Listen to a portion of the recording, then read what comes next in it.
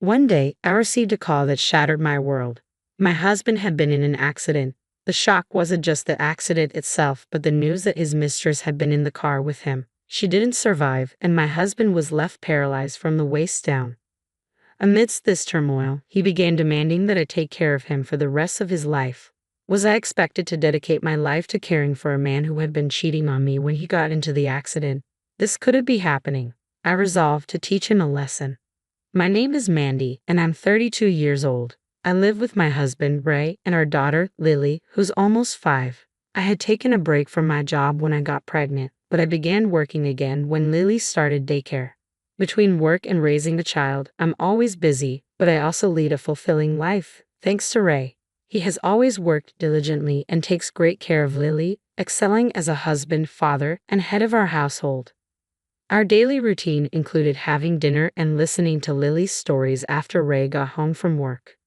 Daddy, listen. I drew a picture at daycare today. Oh, did you? You're really good at drawing, Lily. You should draw a picture of me next time. Okay, and Mary told me that her family went to the amusement park today. I want to go too. An amusement park, huh? How about we all go together next weekend? Really? Yay! I love you, Daddy. I love you too, Lily. Well, after your mom, of course. Ray would wink at me, and Lily would puff her cheeks out in pretend annoyance. These ordinary days with my family were my greatest treasure. But then, Ray started to change. He began coming home late and leaving early on his days off. At first, I thought it was just a coincidence, but the frequency of these strange behaviors began to concern me, so I decided to confront him. Ray, you've been coming home late a lot lately. Are you busy at work? Huh? Oh yeah, I got some new projects and stuff. I see. But you also leave early in the morning on your days off and never tell me where you're going. Well, I've been visiting my parents. I thought I should check up on them from time to time. Your parents' house? His parents weren't young, but we saw them every few months and they were doing fine. So why all these sudden visits? Although I was suspicious, I didn't press him further that day. 2 weeks later, Ray texted me again, saying, I'll be home late. I have overtime work to do. He didn't get home until after midnight, arriving in high spirits but seeming off. I noticed immediately. Ray, where have you been? I told you I had to work late. But what about that smell? What smell? The scent of sweet perfume. It's clearly a woman's fragrance. Why would you smell like that if you were working late? Actually, there was a client entertainment event today. A client event? Yes, one of the VIPs at the client's place is a woman. You'd expect some perfume to rub off if we were drinking together, right? Then why did you lie to me about overtime? I felt guilty because you were working hard at home, taking care of housework and Lily. I didn't mean to lie. I didn't want to make you worry. Seeing my husband's hands clasped in front of his face, I couldn't press him further. As I had work the next day, I decided to let it go and head to bed. Ever since, every time he came home late, I could smell that perfume on him. Whenever I asked him about it, all he would say was that it was another client event and nothing more. Unknown to him, my suspicions only grew stronger. One day, feeling that something was definitely off, I left Lily with my parents and decided to meet my younger sister. As soon as we settled at a cafe, I started to discuss my husband's behavior with her. Ray has been coming home late a lot recently. So, you're saying he always has the scent of a woman's perfume, huh? Yeah, he's definitely cheating. Really? My sister gave a serious nod, confirming my suspicion. I had an inkling myself, but hearing it from a third party made me believe it even more. So Ray is really cheating on me. Firstly, it's strange to have client events with the same clients so frequently. Besides, he must have been close enough for the perfume to stick, right? I guess so. I know it's tough with Lily and all, but I think you should have a serious talk with Ray. Yeah. Just then, my sister said in a disturbing tone, Hey, look there. What's going on? Speak of the devil, look over there. Isn't that your husband? Following the direction of her finger, I saw Ray. Next to him, a young woman younger than me was tightly clutching his arm. The sight was so cruel I was at a loss for words. Ignoring my state of shock, my sister started snapping pictures of them on her smartphone. Wait, what are you doing? What are you doing just standing there, sis? We need to gather evidence. But. No buts. Hurry up, I'll take pictures. You start recording a video. Urged by my sister, I shakily activated the camera app on my smartphone. Ray and the woman got into Ray's car, arm in arm, and kissed each other numerous times. I recorded everything that transpired. I stopped the recording once the car drove off. Here was Ray's wife, now holding evidence of my husband's infidelity. I had forgotten that we were in a cafe as tears started rolling down my cheeks. My sister remained silent for a while but then gripped my hand and firmly said, "Sis, I know it's hard, but you should really have a serious talk with Ray." I know, but this is also for Lily's sake. Can we just stand by and let such a despicable man who lies without remorse and cheats be her father? For Lily's sake. At my sister's words, I was jolted back to reality. That's right, the only one who can protect Lily is me. Ray may be Lily's dear father, but I have to confront this sooner rather than later. Now that I know what he's done, he has no right to be a father. After talking it over with my sister, we decided to have Lily stay at her parents' house for the day. I returned home to wait for my husband's return, but he didn't come back no matter how long I waited. Around 10 p.m., our rarely used landline rang. Who could it be at this hour? As I picked up the phone, a man's voice asked, "Is this Mrs. Johnson's residence?" "Yes, it is. Who am I speaking with?" "This is the police. This is Mr. Ray Johnson's residence, correct?" "Yes, it is. The police. Did my husband do something?" "Please stay calm. Your husband has been involved in an accident." "What?" "According to the police, my husband had a car accident, and a woman who was in the passenger seat lost her life. My husband was apparently taken to the nearby university hospital. I rushed to the hospital without even grabbing anything. At the university hospital, my husband was undergoing surgery in the emergency room. A police officer who rushed in explained the situation at the time of the accident. Based on the circumstances, it appears that your husband and the deceased woman were in a close relationship. Is that so?" Seeing my stunned response, the police officer questioned with a puzzled expression, "Did you have any suspicions, ma'am?" "Yes, just today I was about to confront him with the evidence of his affair." "I see. This is difficult to say, but there's a possibility that your husband might have some disability due to the aftermath of the accident." "That's enough. Just enough." In the subsequent conversation with the police, it was revealed that my husband's mistress was also married. The husband of the mistress, who had also rushed over, seemed very disoriented, and his expression was indescribable given that only Ray had survived. A few days later, my husband, who had finished his surgery, regained consciousness for the first time since the accident. Upon receiving the news, I headed to the hospital with my parents, sister, and daughter. I left Lily with my sister and only my parents, and I went into the hospital room. When we arrived, my in-laws were already there. As explained, it seemed that my husband was left with paralysis on one side of his body due to the accident. "I'm sorry. It seems I've caused you all some worry." My husband started to apologize remorsefully. Before I could respond, my in-laws rushed to his bed.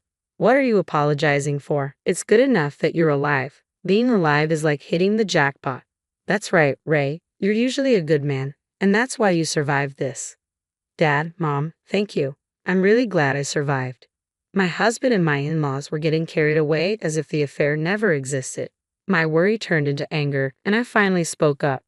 "Sorry to interrupt your celebration, but Ray, will you divorce me?" "What?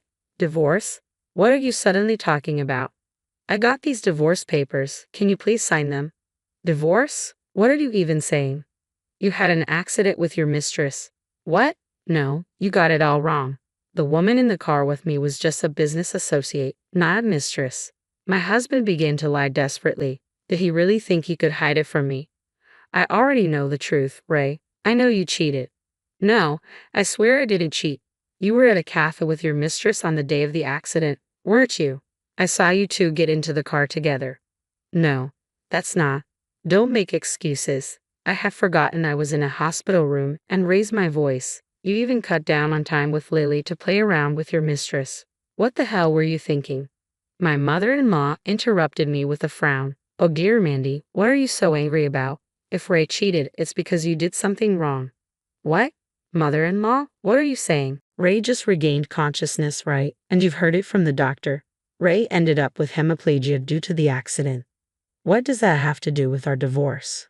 From now on, he needs your dedicated care. If you have time to talk about divorce and such, you should be studying for caregiving right away." "That's right," my husband echoed his mother. You'll be taking care of me from now on as my wife."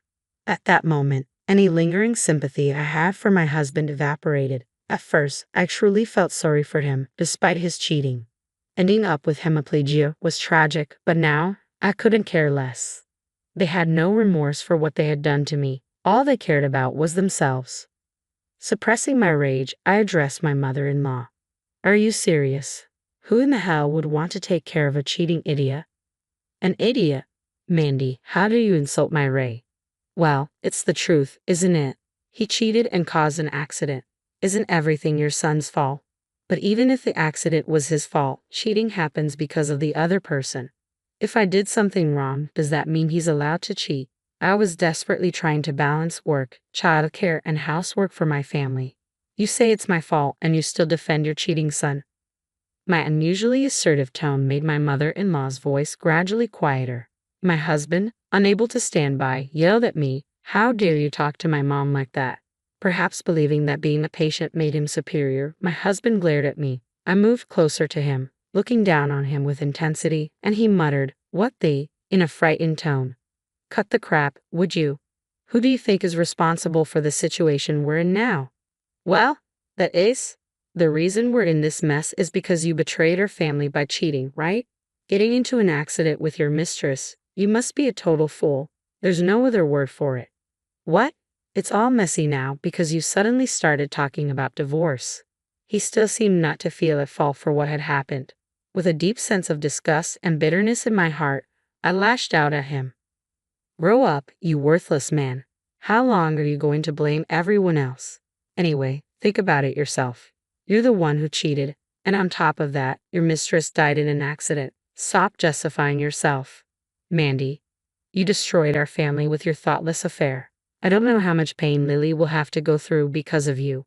You've not only hurt me, but you've also trampled on our daughter's heart. There's no way I could stay married to someone like you. Just go on and paralyze yourself for all I care." As I walked away, Ray was at a loss for words, his face pale. As I caught my breath, the hospital room door opened, and our daughter walked in. "Lily, how did?" "Sorry, sis, I took my eyes off Lily for just a moment." Following Lily, my younger sister entered the room, bowing her head apologetically. Seeing Lily, Ray seized the opportunity to latch onto our daughter. "Lily, you wouldn't want mommy and daddy to separate, right?" "Daddy, what do you mean?" Lily asked. "Don't you want mommy and daddy to be together?" Ray questioned. Lily gave a thoughtful before finally saying, "If mommy's here, I'm fine." Dumbfounded, Ray asked, "What? Why?" "Because mommy looks sad when she's with daddy. That's because daddy's doing something that mommy hates, right?" "Well, that's... I hate the daddy who makes mommy sad. I don't need a daddy. I'm fine with just mommy." "No way?" Ray seemed taken aback by Lily's words. With nothing more to say, he lay down on the bed, his shoulders slumped. When I once again shoved the divorce papers at him, he quickly gave up and signed them. I then hired a lawyer and sought alimony and child support based on evidence of his infidelity. He was also told about the damages by the husband of his mistress, so the amount he had to pay was considerable. His mistress was a junior at his company, and his infidelity was exposed, leading to his dismissal. It's not just an affair, he took a woman's life, so this is just retribution. The double damages drained Ray's savings, and he's now living in a small apartment with his parents after selling his house. I heard that his parents are taking care of their wheelchair-bound son every day. As for me, I've decided to stay at my parents' house for a while with Lily. Once we settle down, I plan to live alone with Lily again, but we thought it would be better for Lily's mental health to live with a lot of people for a while. On our way to daycare, I asked her about the one thing that had been bothering me. "Hey Lily, are you really okay?" "Huh? With what?" "With Daddy not being here. Is it okay with just Mommy and you?" Lily smiled brightly and said cheerfully, "I love Mommy the most. I hate everyone who makes Mommy sad." "I see. Mommy loves Lily too." Lily threw her arms around me with all her strength. Holding my daughter in return, I was determined to protect her for the rest of my life.